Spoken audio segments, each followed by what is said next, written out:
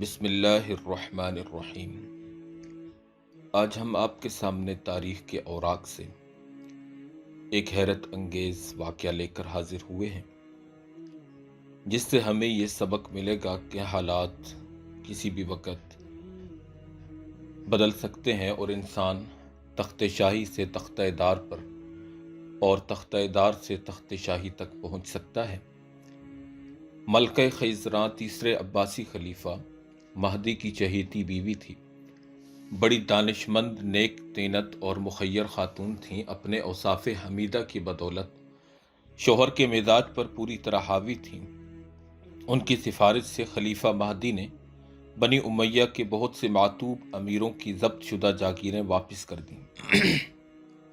ان کی زندگی کا ایک دلچسپ واقعہ ہے جسے کئی مورخین نے بیان کیا ہے کہ ایک دن اپنے محل میں بڑی شان و شوکت سے بیٹھی تھیں کہ ایک لونڈی نے آ کر عرض کیا، ملکہ، محل کی ڈیوڑی کے دروازے پر ایک نہایت ہی شکستہ حال غریب عورت کھڑی ہے اور آپ کی خدمت میں حاضر ہو کر کچھ کہنا چاہتی ہے۔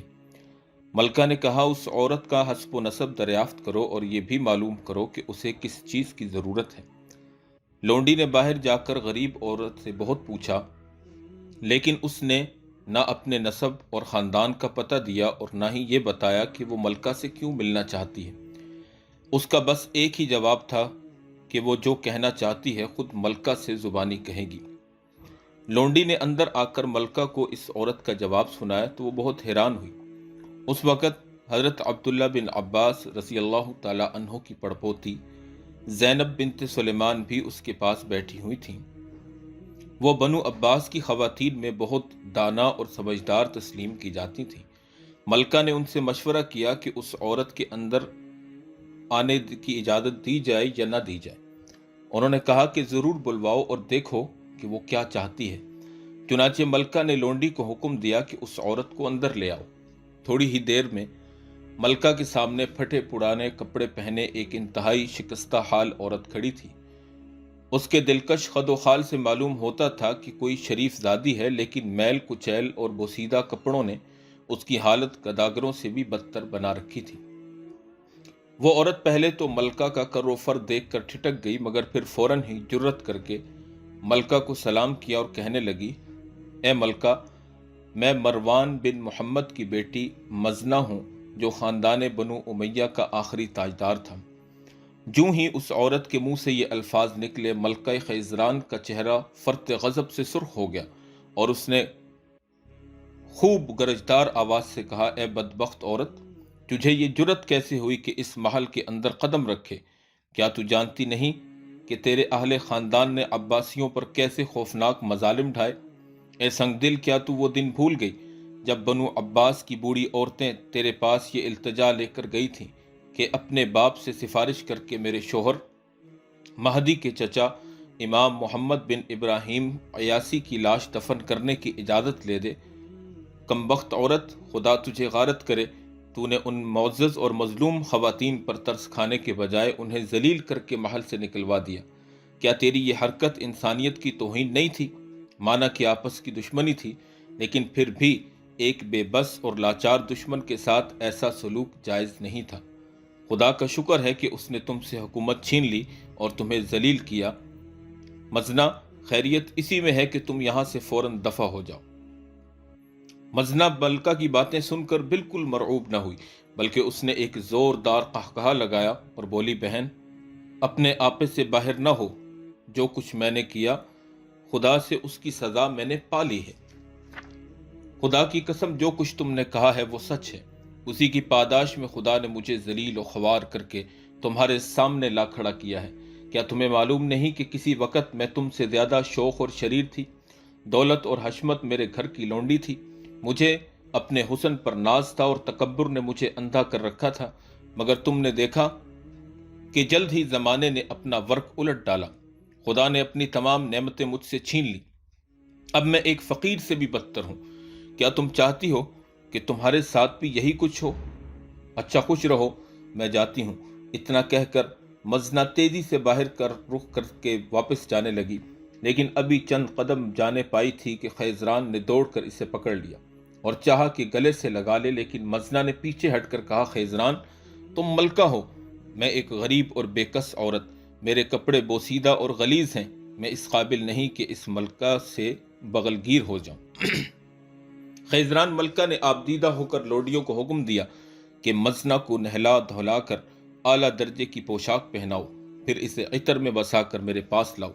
لونڈیوں نے ملکہ کے حکم کی تعمیل میں اسی وقت مزنہ کو دیکھ کر یوں معلوم ہوتا تھا جیسے چاند بدلی سے نکل آیا ہو۔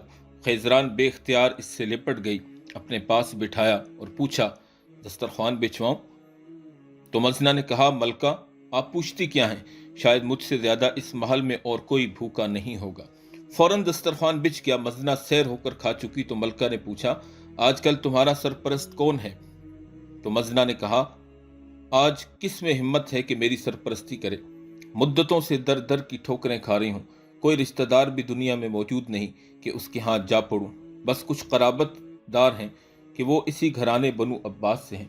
خیزران نے فوراً کہا، مزنہ آزردہ مت ہو، غمگین مت ہو، آج سے تم میری بہن ہو، میرے بہت سے محل ہیں، تم ان میں سے ایک محل پسند کر لو اور یہیں رہو، جب تک میں جیتی ہوں، جب تک میں زندہ ہوں تمہاری ہر ضرورت کو پورا کروں گی۔ چنانچہ مزنہ نے ایک عالی شان محل پسند کر لیا اور خیزران نے اس میں تمام ضروریات زندگی اور لونڈی غلام مہیا کر دیے، ساتھ ہی 5 لاکھ درہم نقد بھی اس کے حوالے کیے کہ جس طرح چاہے جی کرے اس کو خرچ کرے۔ شام کو خلیفہ مہدی حرم میں آیا اور دن بھر کے حالات پوچھنے لگا۔ ملکہ خیزران نے اسے اس واقعہ کی تفصیل سنانا شروع کی۔ جب اس نے بتایا کہ اس نے مزنہ کو اس طرح جھڑکا اور وہ قہقہا لگا کر شان بے نیازی کے ساتھ واپس چل دی تو خلیفہ فرط غضب سے بے تاب ہو گیا۔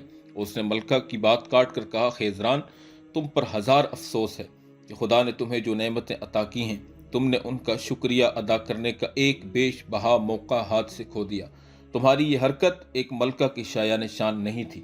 خیزران نے کہا، امیر المومنین میری پوری بات تو سن لیں۔ اس کے بعد جب اس نے مزنہ کے ساتھ اپنے حسن سلوک کی تفصیل بتائی تو مہدی کا چہرہ چمک اٹھا۔ اس نے خیزران کی اعلیٰ ظرفی کی بہت تعریف کی اور کہا کہ آج سے میری نظر میں تمہاری قدر 2 چند اور زیادہ ہو گئی ہے۔